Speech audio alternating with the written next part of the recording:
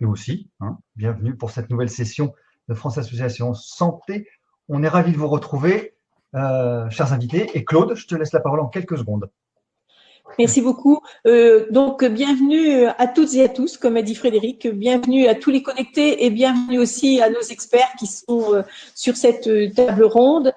Vous dites que nous vous avons manqué, mais vous aussi, vous nous avez beaucoup manqué, bien entendu. Donc, avant de présenter le déroulement, oula, il y a de l'écho. C'est pas grave, on continue. Avant de vous présenter le déroulement, et ce sera très vite fait, je repasse la parole à Frédéric, parce que Frédéric Zenouda, tu veux bien marquer ta main, tout le monde ne te connaît pas aujourd'hui encore. Donc Frédéric, c'est notre chef d'orchestre, c'est lui qui assure toute la logistique et il assure aussi le tri des questions et leur regroupement, parce que vous posez toujours beaucoup de questions. Et donc Frédéric, tu as quelques informations techniques à donner en préalable. Voilà, on vous remercie d'être là toutes et tous, bien sûr. On vous conseille vivement d'être sur Google Chrome. Si ce n'est pas le cas, je vous conseille quand même de vous reconnecter sur Google Chrome pour avoir une meilleure bande passante et un meilleur outil de web et d'être plutôt en connexion filaire qu'en connexion Wi-Fi pour aussi avoir une bonne bande passante. Si vous avez le moindre problème, n'hésitez pas à vous reconnecter sur le lien qui vous a été envoyé par mail 15 minutes avant. Pareil, donc. Et s'il y a moindre souci, n'hésitez pas à vous reconnecter. Voilà. Et je ferai en sorte de répondre, de poser les questions à nos experts dès lors qu'elles sont dans le sujet. Et pardonnez-moi si certaines questions passent à l'as, n'hésitez pas à nous les reposer, à me les reposer. On est plus de 200 là pour le moment, donc peut-être que certaines questions passeront à l'as, mais normalement, nos experts seront exhaustifs sur le sujet. Merci.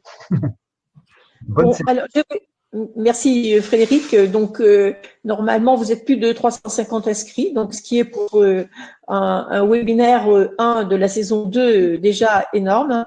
Donc bien sûr Frédéric regroupera les questions pour qu'elles soient pas redondantes en permanence, mais il n'empêche que parfois nous reviendrons sur chaque question. Je vais d'abord vous présenter nos experts. Donc premièrement Vincent Maréchal, donc est-ce que vous voulez bien lever la main pour dire que vous êtes là et non pas je le jure, mais bon. Vincent est un habitué effectivement de nos webinaires, nous le connaissons déjà. Vincent est professeur de virologie à Sorbonne Université. Vincent, vous dirigez un centre sur les virus oncogènes au centre de recherche de Saint-Antoine et une UFR Sciences de la vie, tout un programme. Mais surtout, je voudrais que tout à l'heure, très rapidement, vous nous disiez quelques mots d'aubépine, parce que vous nous aviez déjà présenté, en tout cas annoncé la présence des virus dans les eaux usées comme étant un indicateur intéressant. Donc, à tout à l'heure, Vincent. Nous avons aussi Philippe Amouyel. Donc, Philippe Amouyel, c'est le baptême, là, aujourd'hui, hein, puisque vous êtes les premières chez nous. Nous sommes vraiment très heureux que vous soyez aussi rendus disponibles. Philippe, vous êtes professeur de santé publique à Lille et épidémiologiste aussi, je sais, et vous dirigez la fondation Alzheimer. Tout à fait. Donc voilà, donc nous aurons beaucoup de questions qui vont concerner l'épidémiologie. Yazdan Pana, que certains d'entre vous connaissent parce qu'il est déjà venu, arrivera à 15h30, donc je le représenterai tout à l'heure.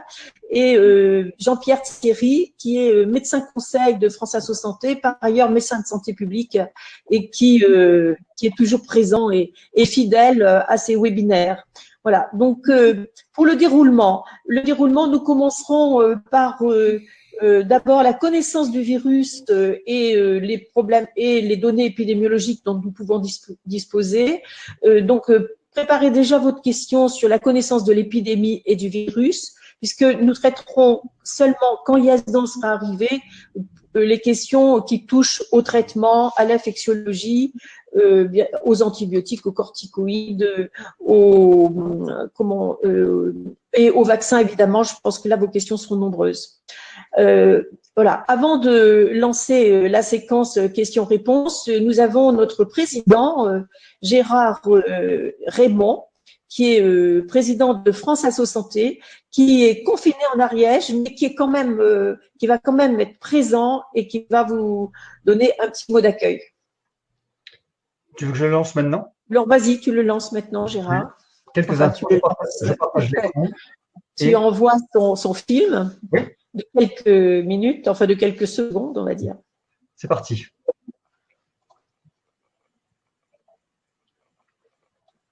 C'est normalement parti. Voilà. Chers amis, nous sommes à la fois heureux de nous retrouver pour échanger à nouveau et aussi très inquiets face à cette nouvelle situation sanitaire qui nous impose de fortes contraintes.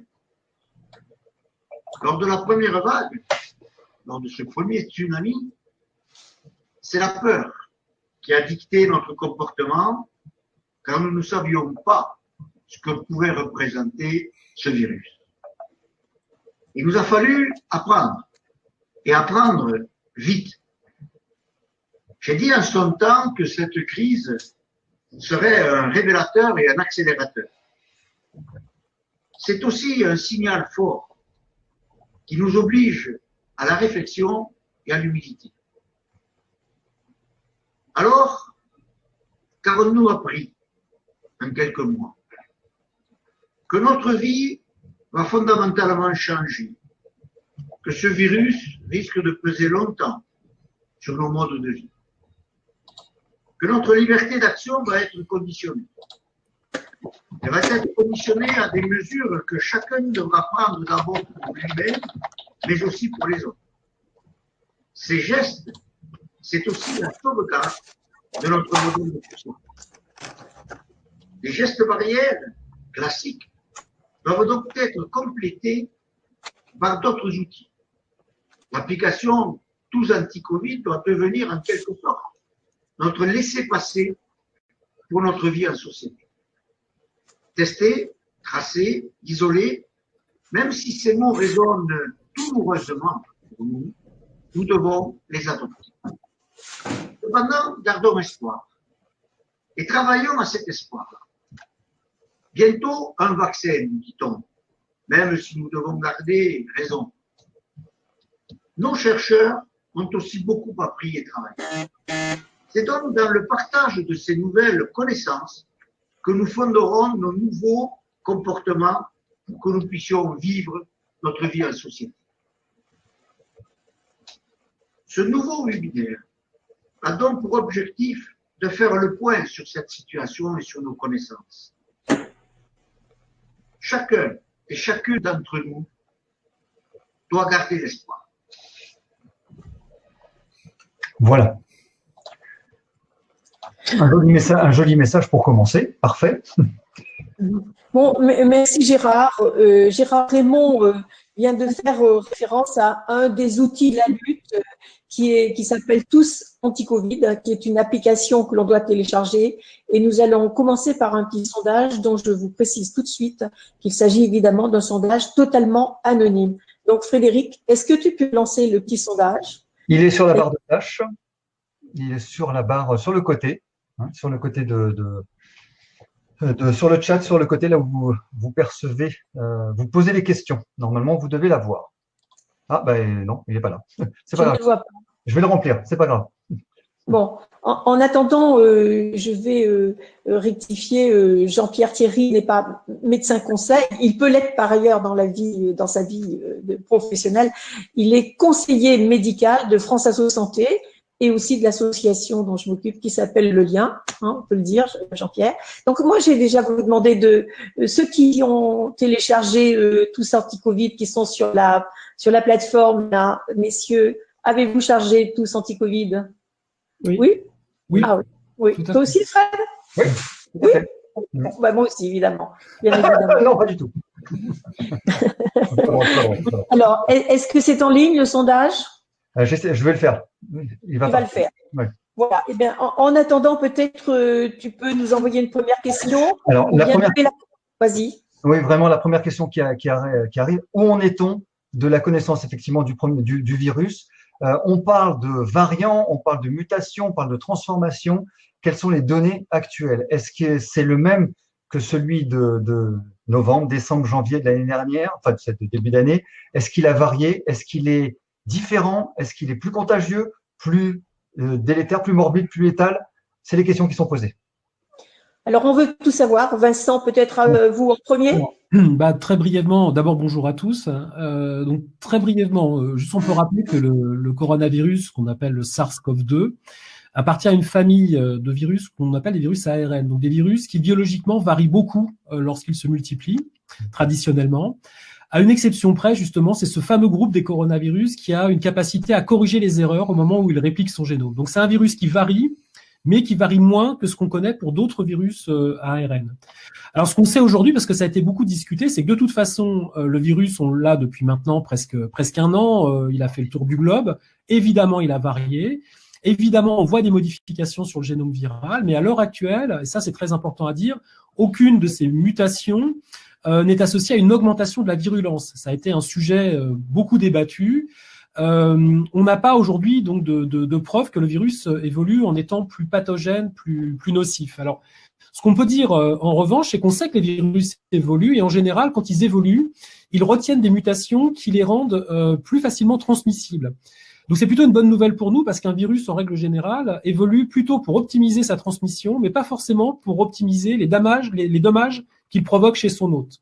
Donc ça, c'est la théorie. Alors en pratique, il y a eu, comme vous le savez, des discussions, notamment cet été, parce que plusieurs travaux ont été publiés et ont essayé de mettre en évidence certaines mutations qui sont devenues dominantes, c'est-à-dire qu'on les retrouve de plus en plus fréquemment sur les génomes viraux, et éventuellement des changements de comportement du virus. Alors, deux types de travaux très brièvement. Certains se sont intéressés notamment à la protéine de surface que maintenant vous connaissez tous, qu'on appelle la protéine spike. Donc c'est une protéine essentielle parce que c'est elle qui va permettre d'accrocher le virus sur la cellule et donc de permettre l'infection des cellules. Donc c'est une protéine qu'on surveille. C'est d'ailleurs la protéine qu'il y a dans la plupart des vaccins qui sont aujourd'hui proposés, sinon même la totalité de ces vaccins. Et on a vu des mutations sur cette protéine spike. Alors évidemment, ça angoisse toujours un petit peu parce que la première question qu'on se pose, c'est est-ce que ces mutations vont changer la capacité des éventuels futurs vaccins à neutraliser le virus? Pour l'instant, la réponse est plutôt non. Et deuxième chose, est-ce que ces mutations ont changé le comportement du virus? Alors, ce qu'on a pu montrer en laboratoire, c'est que le virus qui a ces mutations-là, qui est devenu dominant, notamment aux États-Unis, est un virus qui semble mieux se multiplier sur les cellules, mais c'est un virus qui apparemment ne se transmet pas forcément mieux et surtout pas avec une virulence accrue dans les populations. Donc ça, c'est le premier fait. Et puis, il y a d'autres travaux, notamment, je pense à des travaux qui ont été conduits à Singapour, qui ont trouvé d'autres mutations. Donc là, cette fois-ci, c'est des morceaux de génome viral qui ont disparu et qui semblent être plus fréquemment associés à des virus moins virulents. Alors, ces virus-là sont pas très présents, mais en revanche, on sait que certaines mutations peuvent rendre le virus moins virulent. Voilà, c'est à peu près ce qu'on sait aujourd'hui. Mais aucune mutation, en tout cas à ma connaissance, n'est associée à un changement radical de comportement du virus pour ce qu'on en sait aujourd'hui. C'est bien. Philippe Amouyel, est-ce que, sur la connaissance du virus, est-ce que vous avez des choses à nous dire, certainement? Les éléments que moi je peux repérer, c'est éventuellement les courbes épidémiques que développe le virus.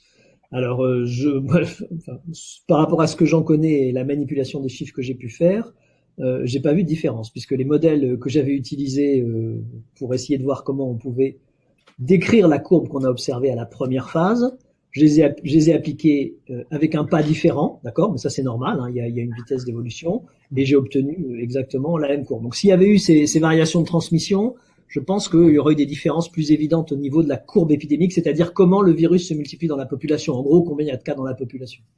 Tout à fait. Jean-Pierre Thierry. C'est un peu une question à Vincent. Moi, j'ai vu une publication sortir sur, alors ce qui remet pas en question la différence de virulence, mais que la souche européenne serait notamment aurait pour origine le nord-est de l'Espagne. Et ce serait diffusé en Europe, notamment après la période des vacances, où on sait que, alors c'est pas seulement dans les boîtes de nuit, mais qu'en Catalogne, il y a eu énormément de brassage de population. Est-ce que, Vincent, tu confirmes ça? Alors ça expliquerait aussi pas tellement la mutation, mais le fait qu'on est beaucoup plus touché maintenant en Europe que dans que dans le reste du monde, enfin en tout cas dans les pays asiatiques et ailleurs, notamment lié à ce méga foyer espagnol. Est-ce que c'est vrai? Alors, il y a eu beaucoup d'études de cette nature-là. Donc, cette étude en particulier, moi, je suis pas suffisamment spécialiste pour la nuancer. Ce qui est important, c'est de comprendre que le virus varie et qu'il y a ce qu'on appelle des effets fondateurs. C'est-à-dire que pour qu'une souche virale soit majoritairement représentée sur un territoire donné, soit effectivement on peut faire l'hypothèse qu'elle se transmet beaucoup plus vite, beaucoup plus efficacement, et là je crois que la réponse a été donnée, c'est qu'on n'a pas l'impression que ça soit vraiment le cas aujourd'hui. Soit en fait cette souche arrive sur un territoire sur lequel elle n'a pas de souche avec laquelle elle entre en compétition, et très rapidement elle devient la souche dominante. C'est ce qu'on appelle un effet fondateur en génétique. Ça ne veut pas dire qu'elle est plus efficace, ça veut dire qu'un événement éventuellement lui a donné un avantage à se répandre.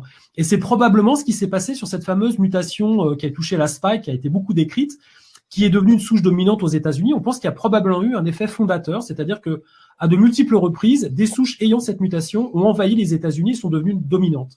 Donc ça reflète plus une capacité à être la première arrivée que la capacité à se multiplier mieux chez les patients. Philippe, juste pour confirmer ça, c'est-à-dire que là on est dans des mutations qui signent on va dire la carte d'identité du virus sans être nécessairement associé à quelque chose. Nous, ça nous permet dans les virus et dans d'autres bactéries et même chez les êtres humains à tracer les paternités, les filiations entre les différents éléments biologiques. Et ça, c'est typiquement ça. Voilà. Et puis, il faut pas jeter la pierre à la Barcelone ou à l'Espagne ou à la Catalogne. Ça veut juste dire que nous, c'est intéressant de voir comment le virus circule, parce que la prochaine fois, ce sera peut-être utile pour éviter qu'il circule aussi vite. Attention, on fermera la frontière. Bon, est-ce que tu as une autre question? Parce que moi, j'en ai plein. Alors, je suis désolé, mais je suis obligé de poser la question. Encore, elle est toujours polémique. Est-ce que ça vient de Chine? Est-ce que c'est un complot? Non, mais attendez, je suis désolé. Hein, on est obligé de poser cette question. Il y a 250 personnes qui vous écoutent attentivement. Vous êtes les experts. Je suis désolé de vous poser cette question, mais elle est importante. Alors, là, ce qu'il faut savoir, c'est qu'à l'heure actuelle, personne n'a le scénario de ce qui s'est passé pour de vrai. On est dans une phase où on reconstitue potentiellement l'histoire de l'origine. Hein. On en est de toute façon, quelles que soient les hypothèses, ça reste des hypothèses qu'on essaye d'étayer. Donc aujourd'hui, effectivement, il y a une hypothèse dominante qui est qu'en fait, et ça on le sait pour de nombreux coronavirus, ce sont des virus qui vivent souvent chez les animaux. On en connaît 7 aujourd'hui qui circulent chez l'homme. Hein. Donc il y a 4 gentils entre guillemets qui provoquent des signes mineurs et qui circulent dans les populations de quasiment depuis les années 60-70. C'est les coronavirus bénins qui provoquent des rhinites. Ceux-là, on pense vraisemblablement qu'ils venaient déjà d'animaux. Et puis on en a 3 qui sont moins agréables. Le virus qui a été responsable du SRAS en 2003, donc qui lui avait une origine bien établie chez la chauve-souris. Le virus du MERS, hein, qui a sévi au Moyen-Orient, qui provoque aussi un syndrome respiratoire aigu et dont on pense qu'un des relais potentiels serait le dromadaire. Et puis donc ce SRAS-CoV-2, dont on pense que une des origines en tout cas, serait des chauves-souris. Donc la chauve-souris en virologie est devenue un ennemi depuis quelques années. Pour information, elle héberge aussi le virus de la rage, hein, donc c'est une ancienne Ebola, vient aussi de la chauve-souris. Donc ces chauves-souris ont été désignées parce que l'on trouve des souches virales qui ressemblent beaucoup, ont été désignées comme un réservoir potentiel. La question, c'est comment le virus est sorti de la chauve-souris et éventuellement a acquis d'autres modifications génétiques qui ont donné le variant qu'on trouve aujourd'hui chez l'homme. Alors là, il y a plusieurs hypothèses, dont une hypothèse dont vous avez entendu parler, qui est qu'il y aurait eu une rencontre entre un virus hébergé chez la chauve-souris et un virus hébergé chez un autre qu'on appelle un hôte intermédiaire, qui serait le pangolin. Un animal qui, par ailleurs, est un animal qui est chassé de façon illégale en Chine. Et donc, on pense que les deux animaux auraient pu être mis en contact. C'est une des hypothèses qui est analysée. Auraient pu être mis en contact notamment par des braconniers au moment de capture d'animaux. Donc ça, c'est l'hypothèse animale. Alors après, évidemment, la question qui se pose, c'est quel est l'homme qui a été le contact, le cas zéro. Celui-ci, on le connaît pas. Ce qu'on sait simplement, c'est que le virus tel qu'on le connaît aujourd'hui a commencé à être cartographié chez les patients à partir du mois de décembre 2019. Entre les deux, pour l'instant, il y a une boîte noire. Alors, l'autre hypothèse, on va quand même l'aborder, c'est l'idée que on a vous savez qu'il y a des laboratoires experts. D'ailleurs, depuis le SRAS de 2003, qui était apparu à Hong Kong, la Chine est devenue experte dans ce type de virus. C'est pas une coïncidence. À la fois, ce sont des pays très exposés, mais ce sont des pays scientifiquement très experts qui ont développé un réseau de surveillance de ce type de virus. Et il y a des collègues chinois qui collectent des coronavirus chez les chauves-souris depuis des années pour justement essayer de comprendre cette dynamique, cette transmission, ce franchissement de la barrière d'espèces. Et il se trouve que pour pouvoir étudier ces virus, a été construit il y a quelques années à Wuhan un laboratoire de très haute sécurité. Il a été d'ailleurs construit avec l'aide des Français. Laboratoire de très haute sécurité dans lequel on le sait, et ça n'a rien de confidentiel, on travaille sur ce type de virus. Alors effectivement, ça a nourri une deuxième hypothèse qui est peut-être que les Chinois n'ont pas pris, et on pense notamment que toutes les mesures de sécurité dans ce laboratoire n'ont pas toujours été correctement respectées. Il y a eu des rapports sanitaires sur ce P4, pardon. Et on pense qu'effectivement, l'autre hypothèse, c'est qu'il y aurait eu dans ce laboratoire une mauvaise gestion des souches virales présentes. Alors c'est allé jusqu'à avoir une théorie qui dit qu'ils auraient manipulé volontairement le virus pour en faire la version qu'on connaît aujourd'hui. De toute évidence, pour les Chinois, la meilleure façon de montrer qu'ils ne sont pas impliqués est tout simplement d'autoriser probablement une enquête internationale qui devra venir vérifier ce qu'il y a dans les congélateurs, ce qu'il y a dans les cahiers de laboratoire pour vérifier qu'on n'est pas dans ce cadre-là. Alors j'ai entendu il y a quelques jours que la Chine était en tractation avec l'OMS pour mettre en place une enquête, mais ça m'a l'air d'être une enquête assez light pour l'instant. Voilà. Vous voulez compléter, Philippe, Jean-Pierre? Jean-Pierre? J'avais dit, c'est que la Chine et l'Asie comptent, l'Asie compte 60% de la population mondiale. Donc la probabilité pour que ça démarre de Chine ou d'Asie est déjà un petit peu plus élevée. Ensuite, le H1N1, c'était en 2000, aidez-moi, 2012, c'est ça? Oui. Donc la H1N1, vous savez, c'est à l'époque où Bachelot était là, c'est né au Mexique. Donc il y a un autre potentiel d'émergence de pandémie, cette fois-ci grippale, c'est là où les hommes sont en relation avec des animaux, et notamment les animaux d'élevage. Donc c'est arrivé déjà avec l'origine au Mexique, et puis Vincent a rappelé l'origine du MERS au niveau du Moyen-Orient. Alors toujours sur le virus, à tous les trois, mais surtout Vincent, qu'est-ce qu'il en est aujourd'hui de l'aéroportage? Au début, on nous a dit qu'il fallait une distance minimum d'1 mètre. Maintenant, on est plutôt sur 1,50 m, 2 mètres. Et puis, il y a des études qui viennent de sortir récemment qui disent que finalement, ce virus est largement disséminé dans l'environnement d'une personne qui parle ou qui éternue encore plus. Qu'est-ce qu'on sait de plus aujourd'hui? Alors, ce qu'on sait aujourd'hui, c'est que c'est un virus qui rentre par les voies respiratoires supérieures d'un point de vue préférentiel, donc principalement par le nez. On a deux voies qui ont été évoquées, donc d'émissions de particules infectieuses et de risques de contamination majeure, qui sont les postillons et les aérosols. Et on tente à mélanger un petit peu les deux sujets, pas forcément à bon escient. En fait, quand on parle, on émet des particules de salive, de façon un peu arbitraire, qu'on considère comme des particules un peu grosses, un peu grossières, qui font plus de 5 millionièmes de mètre. Ces postillons, vous les voyez quand vous parlez un peu fort. Moi, je regarde l'écran de mon ordinateur, je peux vous dire que les postillons, je pourrais presque les compter, donc on les visualise assez bien. Et ces postillons sont lourds, donc ils sont sensibles à la gravité. Et ce qui a été montré très clairement, c'est que plus vous parlez fort, plus vous les envoyez loin. Si vous chantez, que vous criez, c'est encore pire. Mais en tout cas, elles sont sensibles à la gravité. Donc ces particules, elles vont tomber au bout d'un certain moment. Alors effectivement, ce qu'on estime, c'est qu'une distance d'1 mètre, mais alors c'est très arbitraire, hein. Les Américains sont en pied, donc ils n'ont pas tout à fait la même distance. Mais on estime que quand on parle normalement à une distance d'1 mètre, ça en enlève une grande partie. Sans doute pas la totalité, mais une grande partie. Ça, c'est des particules qui sont de grosse taille, et c'est en particulier celles dont on protège nos interlocuteurs en portant un masque. Le masque, l'objet du masque n'est pas tant de se protéger, encore une fois, il faut le rappeler, que de protéger les autres lorsque l'on parle. Ça, c'est un point qui est très important. Et puis, ont été mises en évidence des particules de beaucoup plus petite taille, qu'on appelle les aérosols, donc là, très inférieures à 5 micromètres, qui ne sont plus sensibles, elles, à la gravité. Ce qui veut dire que dans une salle, quand on discute, on projette deux types de particules, les gros qui tombent, et puis ces microparticules qui vont s'accumuler dans l'air environnant. Alors, on a des preuves expérimentales qui montrent, notamment en faisant des expériences avec des animaux de laboratoire, qui montrent que les aérosols peuvent véhiculer du virus sous forme infectieuse. La question est de savoir, premièrement, comment s'en débarrasser. Alors ça, on en a beaucoup parlé. S'en débarrasser, c'est la ventilation. C'est ce qui justifie d'aérer les pièces et de les ventiler. Ce qui est plus difficile à apprécier, en revanche, c'est la part relative dans les contaminations, notamment dans les espaces publics ou dans les bureaux, la part relative de la contamination par aérosol ou par ces fameux postillons. Le fait est que les deux voies aujourd'hui sont clairement sur la table, mais avec probablement des contributions qui sont à discuter. À propos de table, excuse-moi Claude, je t'interromps. Oui, vas-y. À propos de table, y a-t-il une durée de vie différente en fonction des surfaces? C'est une question posée par Francine.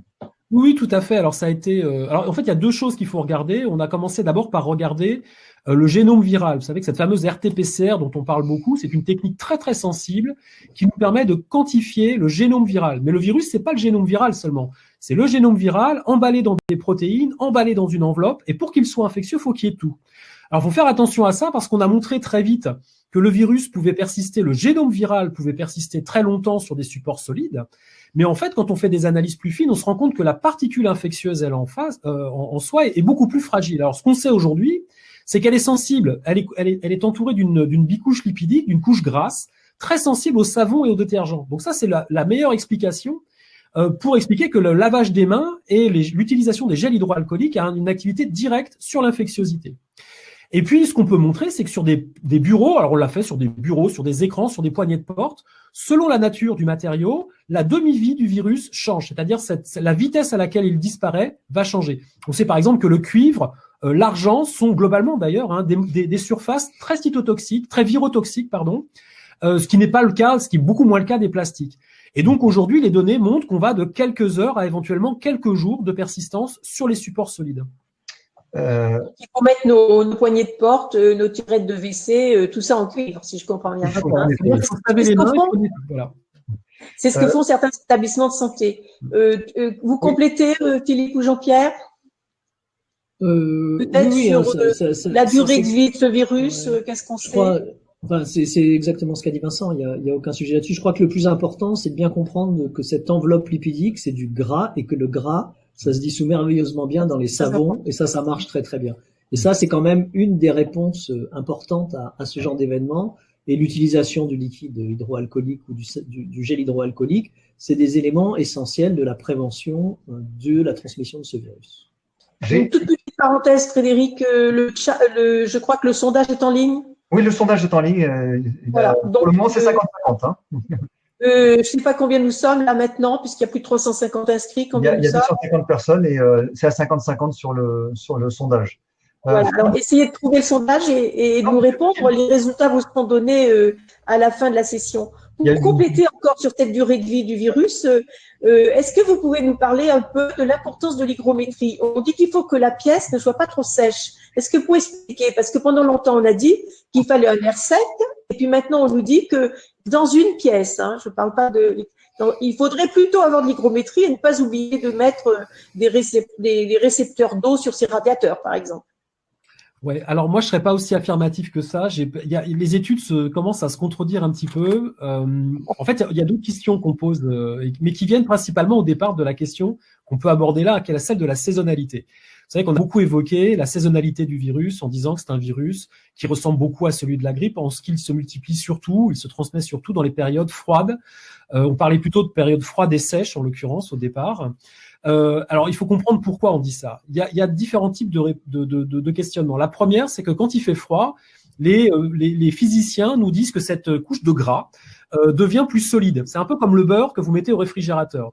Quand l'air est très froid, quand il est en dessous de 0 ou proche ou 4 degrés, eh bien, cette particule se rigidifie et on considère que ça pourrait contribuer à sa résistance. Ça, c'est un premier facteur. Deuxième chose, il ne faut pas oublier qu'en hiver, il fait froid, donc on a tendance à rentrer dans nos appartements, dans nos bureaux, et surtout de bien fermer pour pas laisser rentrer l'air froid. Et ça, on vient de le voir, c'est typiquement ce qui fait qu'on accumule des aérosols dans des espaces clos. Donc ça aussi, ça explique que l'hiver, finalement, ces virus-là se transmettent plus facilement. Troisième paramètre qui est important, c'est la sensibilité de la particule virale à des facteurs extérieurs. On a beaucoup parlé des UV, je ne sais pas si vous vous souvenez. Alors moi, les UV, je trouve que c'est intéressant et au laboratoire, on sait tous, parce qu'on utilise des virus, que quand vous voulez nettoyer une surface et détruire les virus, vous exposez des UV et vos virus vont disparaître sous forme infectieuse. Là où je trouve que c'est un petit peu plus compliqué à interpréter en extérieur, c'est que les UV, par exemple, n'agissent pas à l'intérieur des bâtiments. Donc autant on peut imaginer qu'ils aient une activité sur le virus, sur des objets en extérieur l'été, autant à l'intérieur d'un bâtiment, ça marche pas.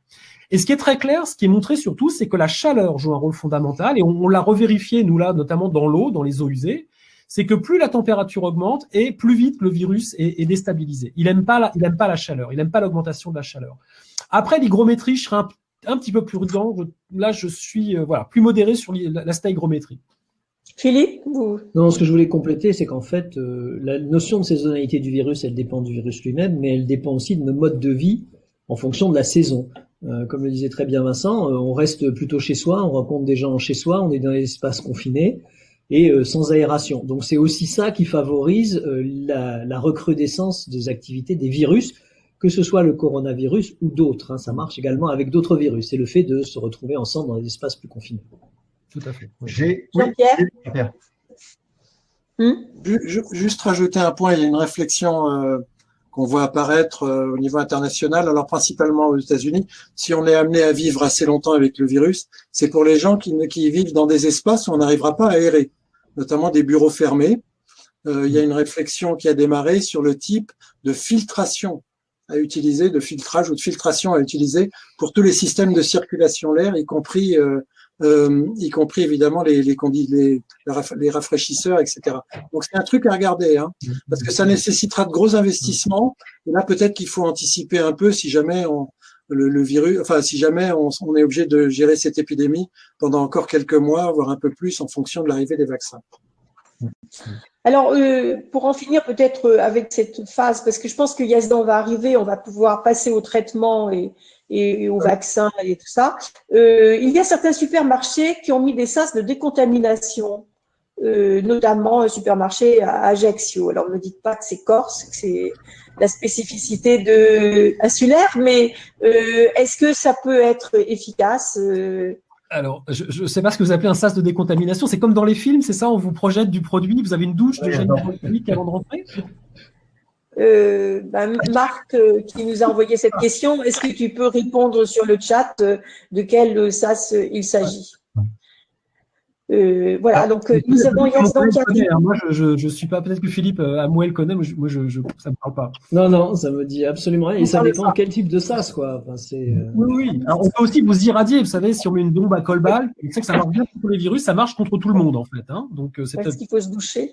Moi, pour les deux, j'ai des images qui sont passées il y a pas longtemps à la télé, d'écoliers qui arrivaient, je crois que c'est au Japon, et à qui on mettait quelque chose sur les chaussures, qu'on vaporisait quelque chose, etc. C'est assez étonnant à voir. Ouais, alors bon, moi en tout cas, le message, je pense que c'est un message à relayer aussi aujourd'hui, c'est qu'il faut bien savoir où se font les contaminations et bien hiérarchiser quand même les voies de contamination pour pas devenir non plus, pas adopter des comportements qui font perdre du temps à tout le monde et qui sont pas forcément très raisonnables. Encore une fois, rappelons que le virus rentre par les voies respiratoires supérieures. Il y a un portage manuel qu'il faut prévenir, et ça, on le prévient par le gel hydroalcoolique et le lavage des mains. Après, nettoyer les semelles des chaussures, à moins d'aller lécher les chaussures de quelqu'un qui aurait craché par terre et qui aurait été infecté, je vois pas tout de suite l'intérêt. Donc, il faut être raisonnable, je trouve, dans les mesures à prendre, parce qu'on sait, en fait, alors ça marche peut-être avec les populations asiatiques très disciplinées, mais si nous, on commence à nous imposer ce genre de choses, les gens vont tout arrêter. Ils vont arrêter le masque et le lavage des chaussures dans le même temps, et ça serait dommage, à mon avis. Ouais. Bien, merci pour le conseil pour nos supermarchés. Philippe, peut-être en attendant que Yazdan arrive. J'ai une question pour Philippe, pardon. Je suis là, en fait. Juste vous dire, je suis là. Merci. Bonjour, Yazdan. Vas-y, pose ta question, Frédéric. Philippe, en fait, dans les statistiques et dans les taux d'incidence, il y a beaucoup de questions qui sont posées sur c'est un questionnement sur l'incidence de ce Covid dans certaines régions rurales, comme la Savoie, comme, pardonnez-moi, la Haute-Loire, l'Allier, et en fait le Cantal, où il y a un fort taux d'incidence du virus, or que ce sont des zones rurales. Est-ce que vous avez un début d'explication sur cette disparité? Alors, l'incidence, elle est mesurée comme le nombre de sujets qui sont positifs lorsqu'on fait des tests. Mais ça ne témoigne pas de la réelle distribution dans la région ou dans une zone donnée du virus. On peut très bien, si on fait beaucoup de tests, sur des personnes qui sont en plus, qu'on ne tire pas au hasard, de manière aléatoire, qui viennent voir parce qu'ils ont des symptômes, on va trouver du virus. Donc c'est très difficile d'utiliser. Donc j'ai un avis très particulier sur ce qu'on appelle les incidences. C'est-à-dire qu'elles sont intéressantes quand on a toujours le même biais. C'est-à-dire que c'est toujours le même genre de population qui se vient tester. Ce qui est intéressant, c'est de voir comment varie ce taux de positivité. Après, bon, alors c'est dont on sert pour avoir une incidence. Ce qu'il faudrait réellement, c'est ce qu'ont fait d'autres pays, c'est des échantillonnages réguliers qui permettraient d'avoir une idée exacte de l'incidence. Et de toute façon, il va bien falloir y arriver aussi, puisque si on veut stopper la progression du virus, il faut qu'on pense à stopper non seulement les cas qu'on détecte, c'est la plupart du temps des symptomatiques, mais aussi les asymptomatiques. Les Anglais ont bien montré dans des études en population, avec leur INSEE local, que quand il y avait un cas symptomatiques, il y avait 2 à 3 cas asymptomatiques qui se baladaient, dont on n'a pas connaissance, sauf à aller les chercher. D'accord. Alors maintenant, la cause de savoir pourquoi il y en a plus en Savoie en ce moment, pourquoi il y en a un moment plus à Lille, je pense qu'il faut la relier d'abord aux densités de population, au lieu de rencontre. C'est quand même l'élément majeur de la transmission. Sinon, je vois pas quel type de mécanisme expliquerait qu'il y en ait plus à la campagne ou à la ville. Ça, je sais pas, Vincent, peut-être une idée là-dessus. Mais... Non, la seule chose qu'on peut dire, c'est que, oui, Vincent. Dans les calculs d'incidence, il y a dans certaines régions, il y a le comptage des clusters qui a souvent fait varier l'incidence de façon excessive. Donc c'est vrai qu'il faut jamais prendre un marqueur isolé. Je pense qu'il faut prendre plusieurs indicateurs pour savoir un peu ce qui se passe. L'autre chose qu'on peut peut-être rappeler, je sais pas, et ça mes collègues commenteront, c'est le fait qu'on a certaines régions de France qui n'ont pas fait leur première vague en fait, qui sont très épargnées en mars. Alors je veux pas désigner Marseille spécifiquement, mais on voit que la situation à Marseille en mars était plutôt sereine.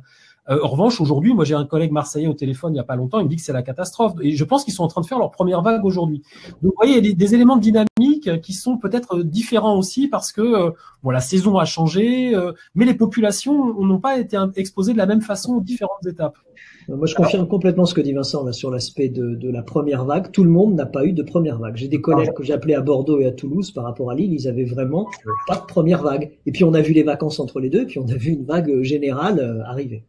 Jean-Pierre, juste, je vous donne la parole juste un instant, mais la question aussi, c'est de savoir, ok, il y a une contamination.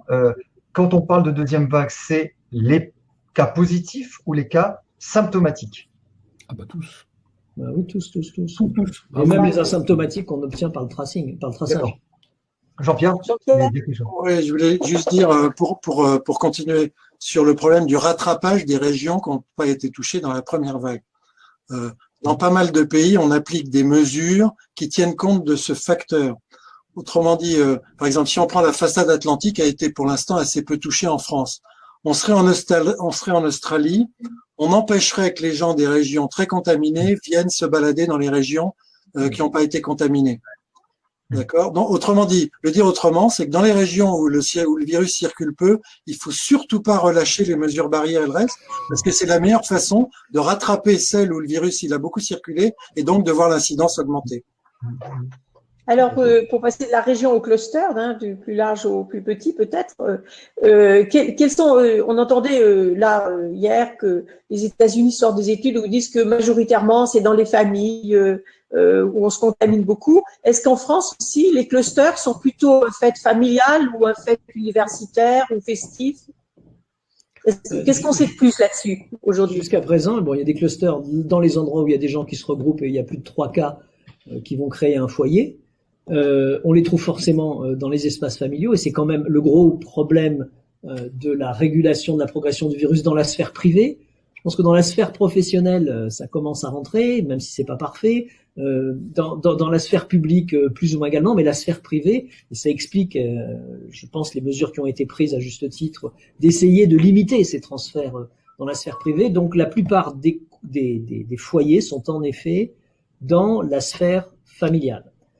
Sauf que aujourd'hui, quand vous regardez, quand ils font le tracing des foyers, maintenant, quand il y a 3 cas dans une famille, ils classent ça familial, mais ils peuvent rien faire de plus. En revanche, ils vont se concentrer sur les clusters qui sont dans les entreprises, sur les clusters qui sont dans les EHPAD, et en particulier en Savoie, il y en a quelques-uns notamment. Donc c'est ces éléments-là qui vont être mais la notion de cluster, elle dépend de la capacité qu'on a à identifier les gens. On retombe toujours sur le même problème des tests. Il faudrait faire des distributions aléatoires et des tirages aléatoires pour tester les gens et voir si après ils ont été en contact avec d'autres et ainsi de suite. Donc là aujourd'hui, on ne voit que les éléments qu'on mesure. Vous allez dire c'est assez logique, sauf qu'on n'a pas de système de mesure systématique. On a un système de mesure qui est rétroactif et pas proactif. Bon, alors nous avions passé au deuxième temps, le temps du traitement du vaccin, disons de la prise en charge d'une façon plus générale, mais je vois que Yazdan a quitté il est en train de me connecter, de m'en contacter pour me dire qu'il est en train de se reconnecter parce qu'il a eu un problème de connexion. Voilà. Bon, alors dès qu'il est là, Fred, tu es prêt à nous passer une question qui est liée au traitement, peut-être? Oui, tout à fait. D'accord. Alors, on peut finir avec les clusters en attendant qu'il arrive. Voilà, tout à fait. Je vais essayer d'un peu de déculpabiliser les universités qui ont été très ciblées comme des lieux d'échange. Alors, mon collègue nuancera. En fait, je pense qu'il faut faire attention parce que dans les descriptifs qui sont faits des clusters, souvent c'est assez grossier quand on dit les établissements d'enseignement, les universités sont des foyers à transmission. Il faut relativiser les choses. En fait, il faut voir dans quelles circonstances surtout surviennent les contaminations. Et en l'occurrence, dans les universités, moi, tous mes étudiants sont masqués. Je les trouve très rigoureux quand ils sont masqués. En revanche, quand ils vont acheter un sandwich le midi et qu'ils se réunissent dans une petite salle au chaud pour manger, là, le masque est tombé et voilà. Donc, il faut faire attention. Je pense qu'en fait, bien sûr que les universités sont des foyers, mais des foyers dans le sens où on concentre les gens et où, dans les heures qui sont pas les heures où on surveille, effectivement, les gens se contaminent. Même débat sur l'école. Je ne sais pas si c'était un sujet que vous vouliez aborder aujourd'hui, mais on en parle beaucoup cette semaine. On met beaucoup l'accent sur le risque de transmission dans les classes, mais moi, je vois les enfants masqués. Alors, pas forcément avec des masques de très bonne qualité, mais ils sont masqués. En revanche, je n'entends pas parler de ce qui se passe dans les couloirs où ils attendent souvent longtemps sous forme de troupeau et là, le masque tombe. Dans les cours où ils sont agglutinés les uns aux autres et à la cantine. Et il faudra sans doute, pour avoir une action de santé publique qui soit pertinente, qu'on évalue bien l'endroit où se fait la contamination et qu'on ne perde pas tout le système d'enseignement. Peut-être qu'il y a des cas en classe, c'est pas le souci, hein, mais il faudrait hiérarchiser les lieux où se font les communications pour pouvoir intervenir judicieusement. Si c'est à la cantine, on agit sur les cantines, on n'agit pas sur les salles de cours. Enfin voilà, c'est juste une remarque et une. C'est pour ça, juste un point pour prolonger ce que dit Vincent. Je suis 100% d'accord avec lui, c'est-à-dire que il faut voir une vision dynamique de la transmission du virus. Là, on a une photo, c'est l'université, c'est l'école. Non. Je pense que au sein de l'université, moi j'ai la même chose quand on était encore en présentiel. On avait réduit de moitié les densités d'amphithéâtre, ils avaient tous des masques, hein, ça c'était clair. Le problème c'est quand ils sortent, c'est à la sortie de l'université, c'est à la sortie de l'école quand les parents, j'avais discuté comme ça avec une directrice d'école, quand les parents ils arrivent, ils continuent à être agglutinés pour essayer de récupérer leurs petits, ce qui est tout à fait légitime. Ils se revoient, ils sont contents, ils se rapprochent, ils discutent, ils oublient quelque part qu'il y a un virus et c'est là que se font les contaminations. Et les enfants là à ce moment-là et les profs ou les enseignants sont pas dans ce contexte-là. Mais on dit que c'est l'école. Voilà. Voilà. Que dit-on de l'hôpital? Où est passé Yazdan, Fred? Il essaye de se reconnecter, je suis en ligne avec lui. Juste rajouter un point peut-être sur les universités, mais qui a une portée plus générale. Hein. En plus, j'ai fait une petite étude avec mon fils dans son école d'ingénieur.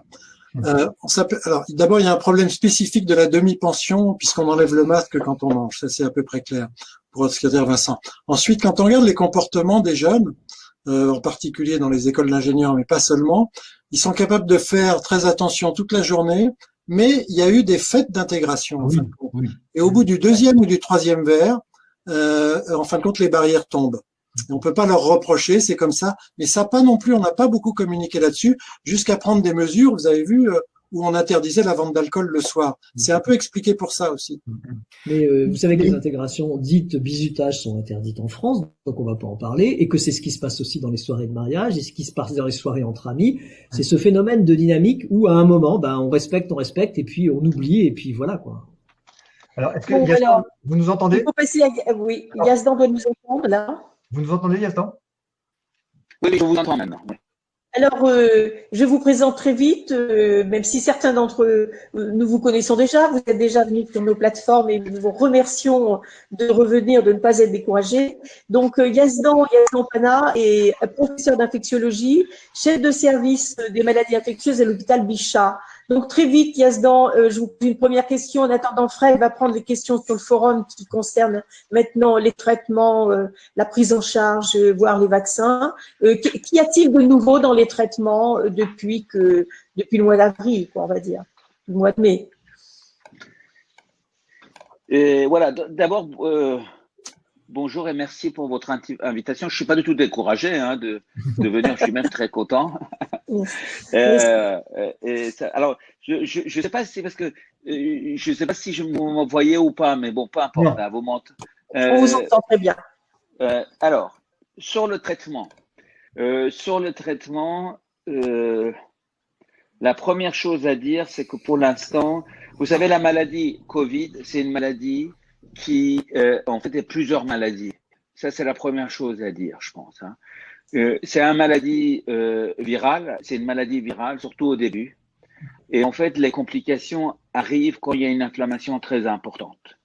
Et ça, c'est des choses qu'on ne savait pas. Et nous, on a eu les premières malades en France à Bichat. Et en fait, on a très bien vu que le premier malade qu'on avait, qui était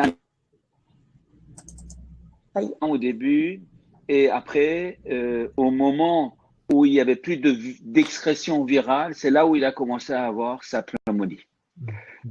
Et là, la phase inflammatoire a commencé.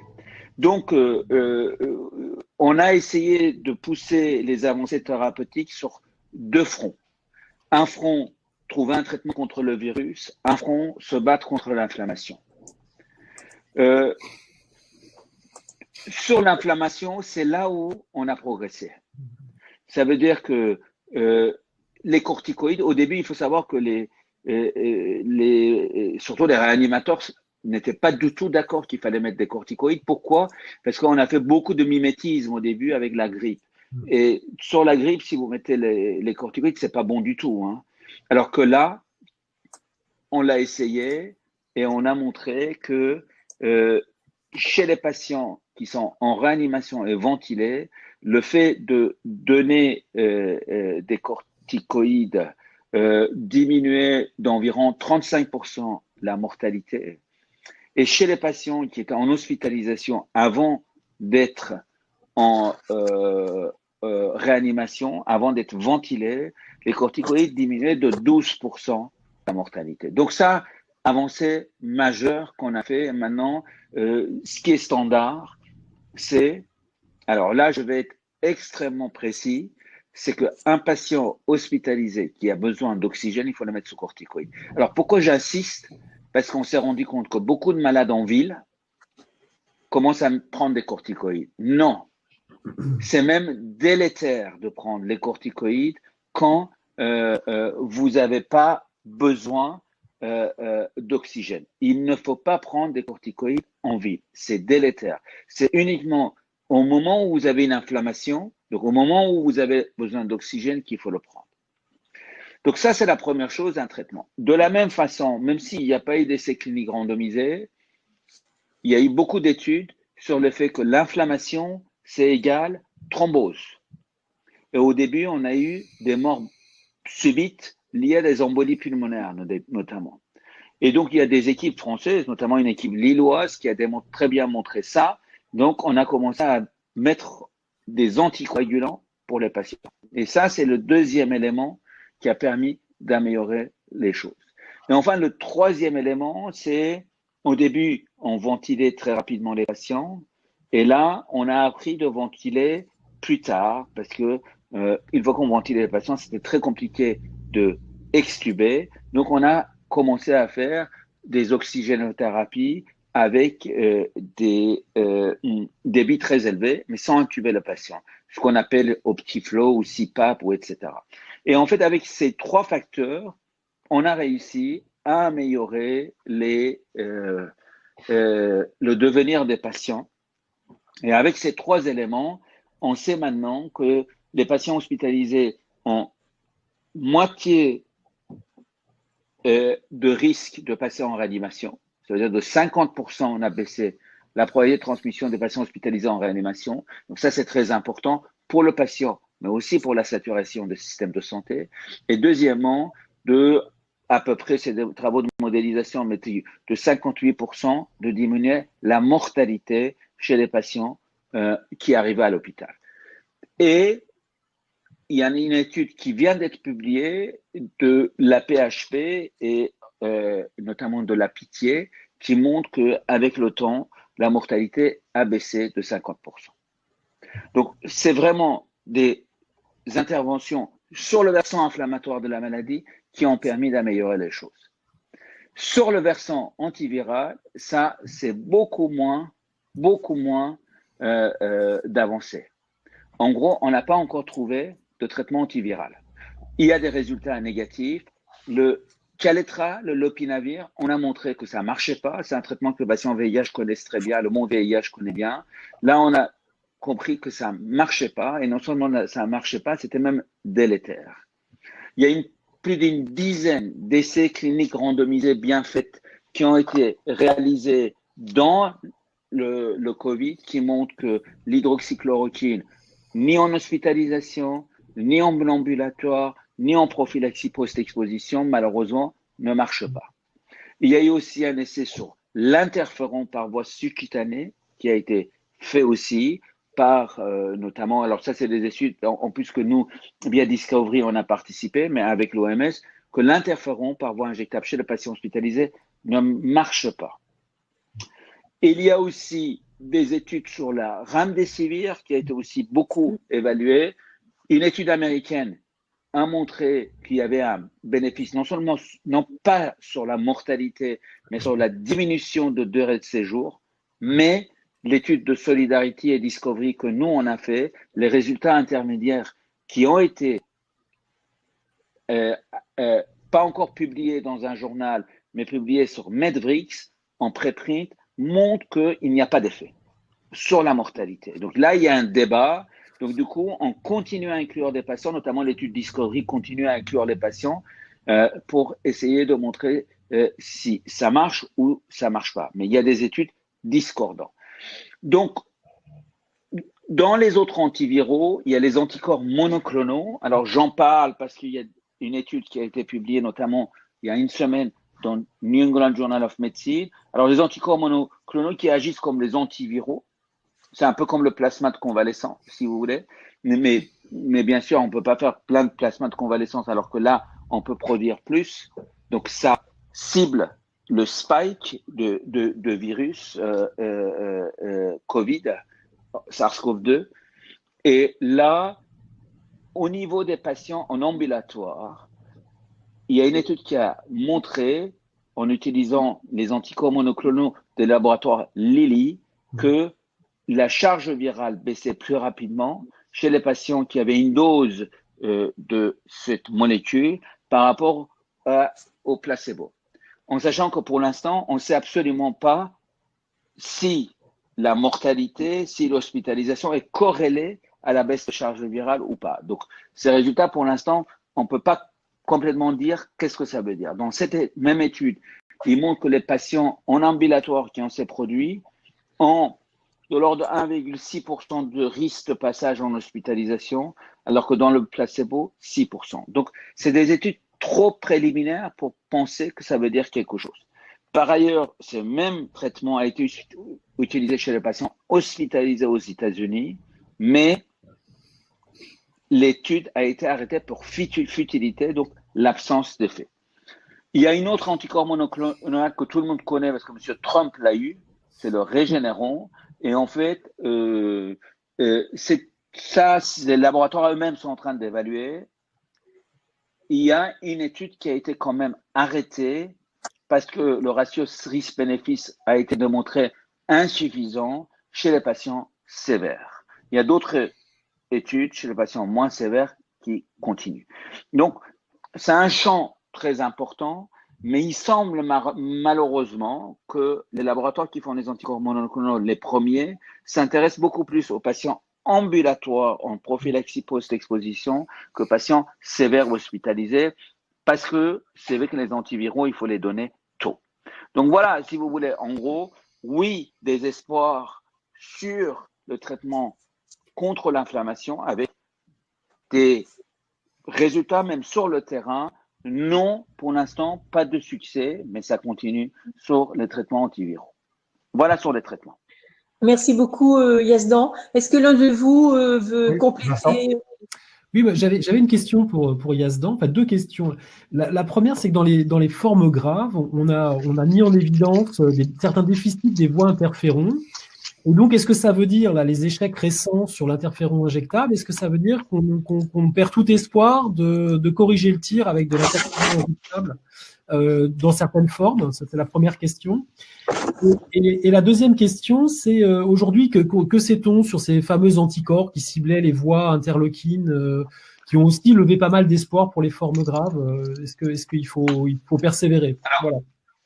Alors, sur l'interféron, en fait, effectivement, il y a des études qui montrent qu'il y a un déficit d'interféron. Il y a aussi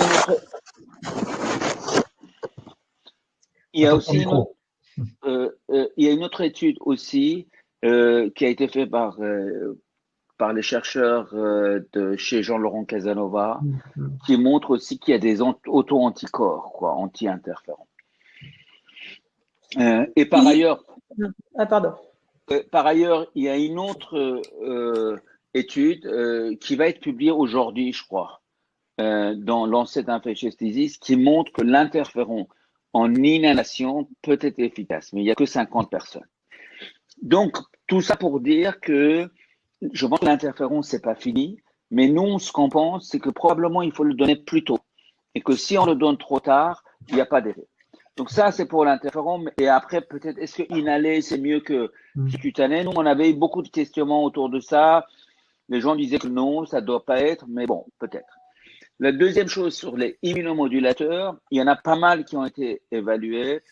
Les anti-IL1, les anti-JAK, les anti-IL6. Pour l'instant, les seuls où, là aussi, il y a des études discordantes, c'est les anti-IL6, les tocilizumab, où il y a une étude française qui a été publiée dans JAMA, qui montre peut-être qu'il y a une efficacité, mais il y en a d'autres, des études italiennes et une étude américaine faite par les laboratoires Roche eux-mêmes, qui montrent que ça marche pas. On pense que pour que ça marche, il faut vraiment le donner au bon moment. Et peut-être la différence de l'étude française et les deux autres études, c'est qu'on l'a donné au bon moment. Ça veut dire de la même façon, à un moment où il y a l'inflammation et on pense qu'il pourrait marcher. Et là aussi, je pense qu'on a besoin d'autres études pour répondre. Mais pour l'instant, on ne peut pas s'assurer de l'efficacité de cette molécule. Merci, c'était effectivement extrêmement technique, mais est-ce qu'on peut revenir à des considérations plus pratiques pour nos auditeurs, à savoir, il y a plein de petites questions qui sont posées sur les tests. Sur la qualité des masques, est-ce que les masques, on a entendu parler là, des masques chirurgicaux qu'on pouvait laver et réutiliser, est-ce que c'est le cas? Et aussi sur les tests et la contagiosité. Vous savez, il y a beaucoup de questions qui sont posées par nos abonnés. Désolé, mais ça, ce sont des questions importantes pour le quotidien de nos internautes actuellement. D'abord, les tests. Sont-ils fiables? Doit-on faire encore le PCR? Doit-on faire la sérologie? Qu'en est-il des tests antigéniques? Rapidement, peut-être nous éclaircir pour savoir ce qu'on doit faire en priorité. Philippe, peut-être? Ou Yazdan? Je ne sais pas. Comme vous voulez, comme tu veux, Philippe. Hein. Je peux commencer. Vas-y, commence si tu veux. Sinon, après, je dirai leur intérêt, leur application. Voilà. Alors, moi, je vais parler. Ce que je vous propose, c'est que moi, je parle des tests et Philippe Amoyel va parler de l'intérêt des tests en santé publique. Parce que je pense que, pour l'instant, le problème actuel, c'est que on ne parle que des tests. Mais les tests tout seuls, il faut arrêter d'en parler. Il faut parler des tests, comment on l'utilise en termes de santé publique, en termes de stratégie en santé publique. Alors, les tests. Bon, il y a les tests RT-PCR qu'on utilise depuis le début. D'accord? Et en fait, il y a deux choses. Il y a d'une part les tests et d'autre part le mode de prélèvement. C'est deux choses différentes.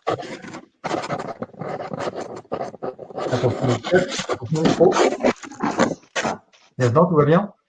Oui, non, mais c'est parce que j'ai arrêté de parler parce qu'il y avait quelqu'un qui.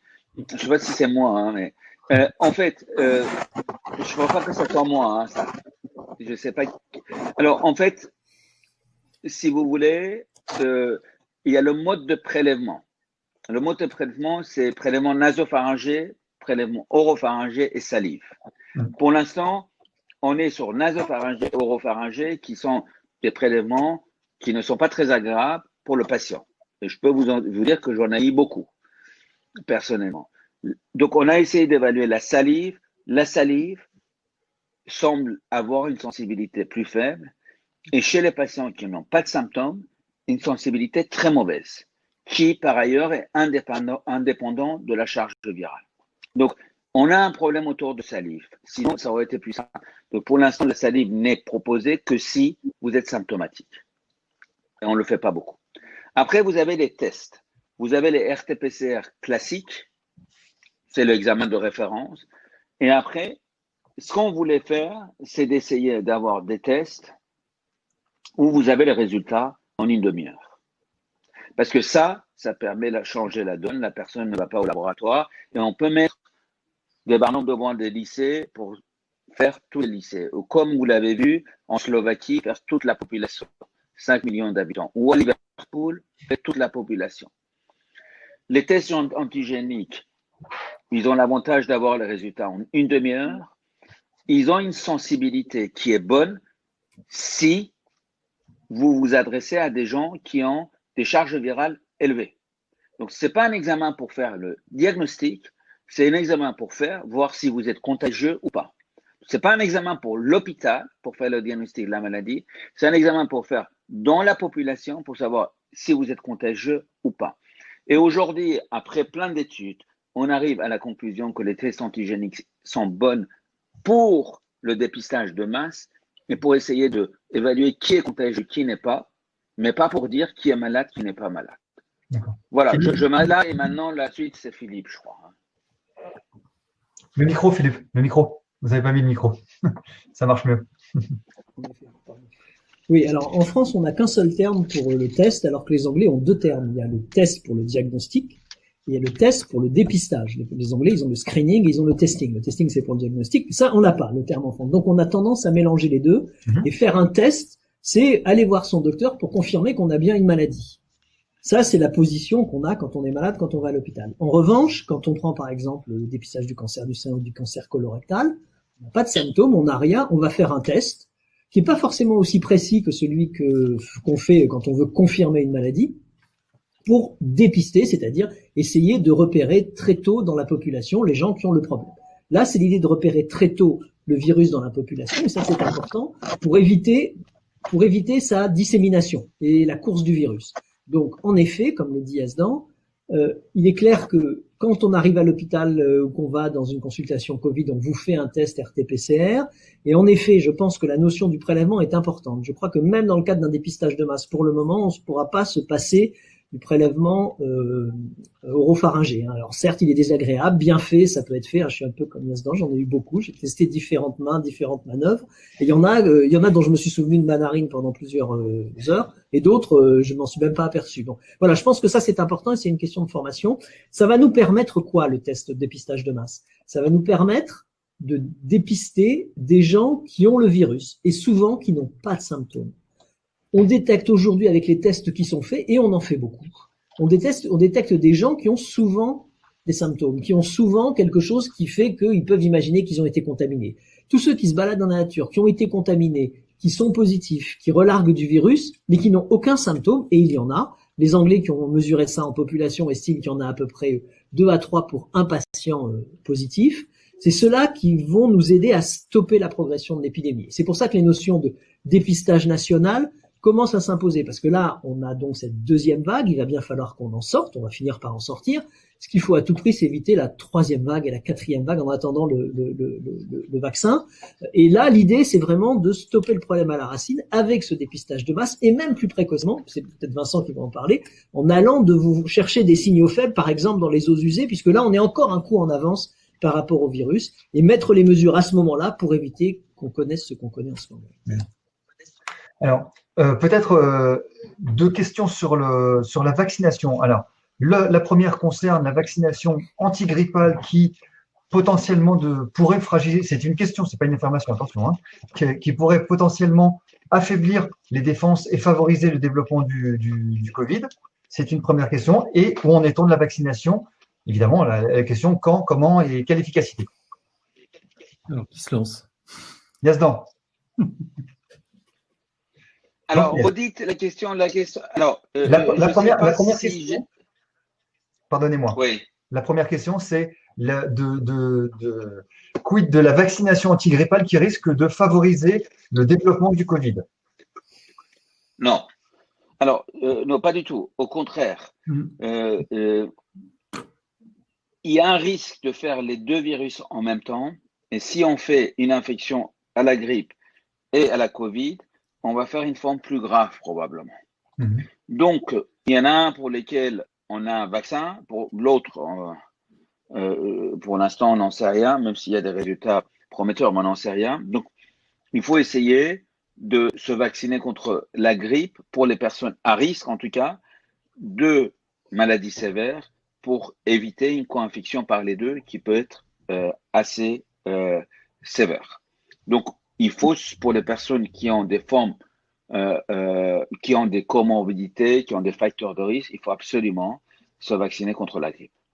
D'accord. Donc, sur des personnes qui ont des facteurs Ouais, favorisants. ouais, Pas, ouais. pas une vaccination de masse. Pour l'instant, ouais. Enfin, bon, la vaccination contre la grippe est quand même quelque chose d'utile, même indépendamment de la Covid-19. Hein, faut être clair là-dessus. Hein.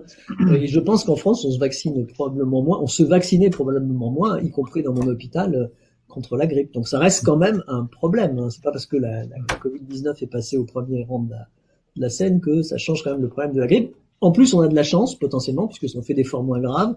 Et dans les études qu'ils ont faites dans le personnel médical, ils ont l'impression que les gens qui ont été vaccinés avant sont moins souvent touchés par la Covid dans leur travail que ceux qui n'ont pas été. Alors, pardonnez-moi, mais une question subsidiaire, excusez-moi de vous interrompre, c'est une question importante sur les immunodéprimés. Est-ce que la vaccination antigrippale est conseillée ou pas? Ah oui, c'est fortement conseillé. Chez les patients, quand on a des patients à risque, il y a des patients immunodéprimés, fortement conseillé. Moi, j'ai affaire beaucoup aux patients VIH, donc bien sûr qu'on le conseille. Chez le patient transplanté, il faut le faire. Et ça, c'est la première chose. La deuxième chose, il faut aussi vacciner vraiment toutes les personnes qui sont au contact des personnes à risque, notamment les soignants. C'est très important. Ouais. D'accord. Juste un point sur le vaccin Covid, peut-être. On a tendance à considérer, on parle du vaccin depuis quelques jours. En fait, d'abord, c'est pas un vaccin, il y a actuellement 10 projets de phase 3. Donc, certains se ressemblent beaucoup. Hein. On a beaucoup parlé de Pfizer, mais à peu de choses près, c'est le même projet que Moderna. Donc, il y aura plusieurs solutions vaccinales qui seront proposées. Il va falloir attendre que les chiffres sortent. Et vu que Sputnik aussi avait essayé de rattraper les résultats de Pfizer en expliquant qu'eux aussi avaient d'excellents résultats. Ils annoncent 92%, ils sont 2% au-dessus de celui de Pfizer. Donc tout ça, ça relève pas forcément d'une communication scientifique et médicale solide, mais en tout cas, ça veut dire qu'il y aura plusieurs vaccins.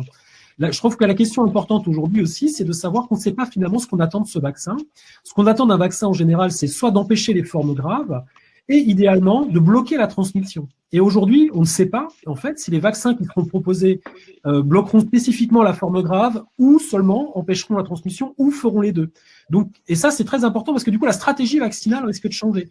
Si c'est la forme grave qui est visée et que la circulation du virus n'est pas bloquée, et on va focaliser sur les gens les plus fragiles. Si en revanche le vaccin est distérilisant, c'est le terme qu'on utilise, qui n'est pas forcément très très bien choisi, mais c'est le terme usagé. S'il empêche la transmission du virus, dans ce cas-là, effectivement, il faudra pouvoir vacciner une plus grande partie de la population. Il y a des études qui proposent de vacciner jusqu'à 50% de la population pour obtenir un effet protecteur. Donc il va falloir faire attention à tout n'est pas écrit sur les vaccins. On ne sait pas bien ce qu'il y a dans les tiroirs.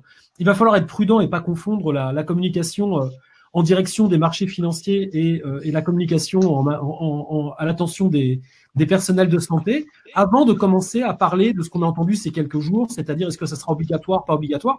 Tout va dépendre de ce que feront les vaccins. Je crois qu'il faudra vraiment que ça soit clair aussi. Ouais. Donc, il n'y a pas d'incompatibilité, en tout cas, vaccin antigrippal et vaccin anti-Covid. Alors, non. Et il y a des études qui effectivement ont été publiées qui montrent des corrélations qui sont plutôt positives, c'est-à-dire que des personnels, comme ça a été dit, des gens vaccinés contre la grippe ont l'air, au moins dans les études de corrélation, un peu plus protégés des formes de Covid. Ouais. Et on rappelle aussi, et c'est toujours le lieu de le faire, que le médecin, votre médecin est le mieux placé pour savoir ce que vous devez faire.